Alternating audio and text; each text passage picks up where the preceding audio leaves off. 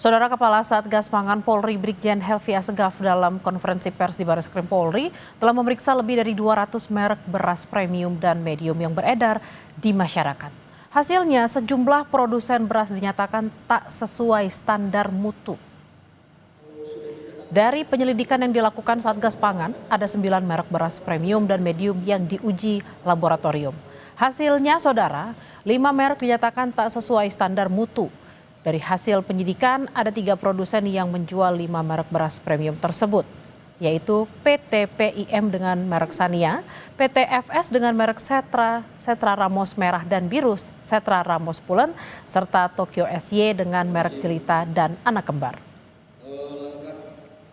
5 merek yang sudah ada hasilnya, yaitu beras premium yang tidak memenuhi standar mutu.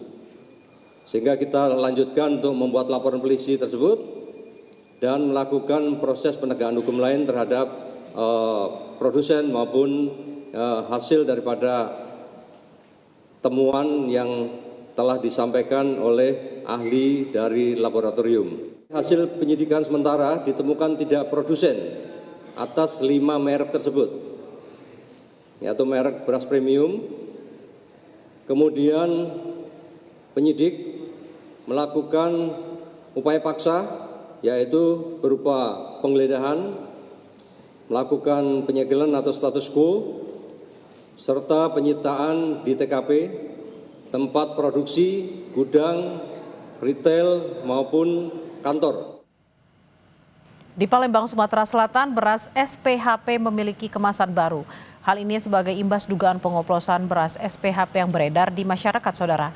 Proses distribusi beras SPHP sebelumnya sempat dihentikan selama kurang lebih 3 bulan sejak 30 April 2025. Hal inilah yang diduga menjadi kesempatan pihak tak bertanggung jawab melakukan pengoplosan beras SPHP. Terindikasi berasnya oplosan atau palsu. Nah, itu sudah kita tunjukkan tadi bahwa untuk beras yang asli dari penugasan pemerintah, dari cadangan beras pemerintah adalah ada lambang Garuda, Kemenko bidang pangan, dan ada lambang Bulog yang baru. Nah, itu dapat dipastikan itu adalah dari Bulog. Kenapa? Karena mungkin pedagang itu memanfaatkan 3 bulan kosongnya penugasan ini SPHP, jadi dimanfaatkan oleh mereka untuk menjual beras SPHP yang tidak asli. Sementara itu, saudara, Satgas Pangan Kota Medan menemukan 2 merek beras premium yang diduga dioplos masih dijual di 2 toko. Satgas mendapatkan data beras yang diduga dioplos tersebut dari Kementerian Pertanian. Satgas pun menyebut telah mengambil sampel beras dan kini tengah diuji oleh Dinas Ketahanan Pangan. Sebelumnya Kementerian Pertanian merilis 212 merek beras yang beredar di pasaran namun tidak sesuai standar.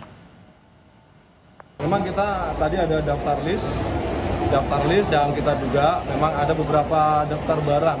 Itu pun jadi pengawasan kita. Saat ini di tempat ini memang ada kita ketemukan, tetapi sudah kita ambil sampel. Apakah sama atau beda? Ya, ini apakah produk yang ada di sini apakah sesuai dengan kualitas premium atau memang sesuai temuan yang sebelumnya. Informasi terkini kita segera ke Barreskrim Polri. Sudah ada jurnalis Kompas TV Claudia Carla dan juru kamera Bodia Vimala di sana. Selamat siang, Carla. Apa saja poin penting yang disampaikan oleh Satgas Pangan hari ini? Ya, Bella dan juga saudara, tadi polisi baru saja memberikan informasi terbaru terkait dengan penyelidikan yang telah dilakukan dalam menindaklanjuti temuan yang didapati oleh Menteri Pertanian, yaitu Amran Sulaiman. Dalam tindak lanjut yang telah dilakukan diantaranya adalah polisi telah melakukan penyelidikan berupa penggeledahan, kemudian juga penyitaan barang bukti kepada gudang maupun juga kantor maupun juga retail dari produsen yang diduga melakukan tindak ataupun pelanggaran terhadap standar mutu yang telah ditetapkan. Dari keterangan yang telah diberikan hingga saat ini, polisi juga telah melakukan uji laboratorium terhadap 9 merek beras, lalu kemudian dari hasil yang sudah keluar ini ada 5 merek beras yang diduga melakukan pelanggaran terhadap standar mutu yang telah ditetapkan. Di antaranya yaitu sampel beras dari Sania dan Ramos Biru, kemudian Ramos Merah, Jelita dan juga Anak Kembar. Lalu terkait dengan hasil penyelidikan ini telah dilakukan di sejumlah lokasi, diantaranya yaitu kantor dan gudang PTFS di wilayah Jakarta Timur, kemudian gudang PTFS di Subang, Jawa Barat, lalu juga gudang PT PIM di Serang, serta pasar beras di Cipinang, Jakarta Timur. Dan dari hasil penyelidikan ini telah ditemukan adanya unsur pidana. Dengan ditemukannya unsur pidana ini, Bella, maka kemudian statusnya naik jadi ke tingkat penyidikan.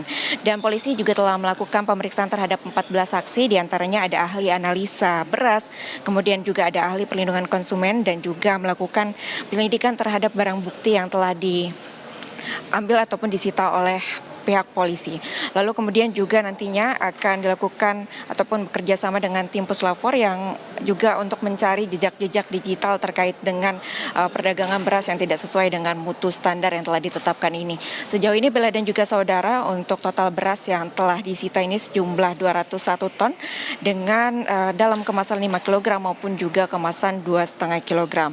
Dan seperti yang tadi telah disebutkan, dari hasil uji lab ini telah ditemukan adanya 5 merek yang tidak sesuai dengan standar mutu, dan dari hasil temuan ini akhirnya polisi juga telah menetapkan atau menyangkakan pasal berupa tindak pidana perlindungan konsumen dan juga pencucian uang dengan ancaman hukuman 20 tahun penjara, ancaman hukuman maksimal maksud kami 20 tahun penjara dan denda 10 miliar rupiah.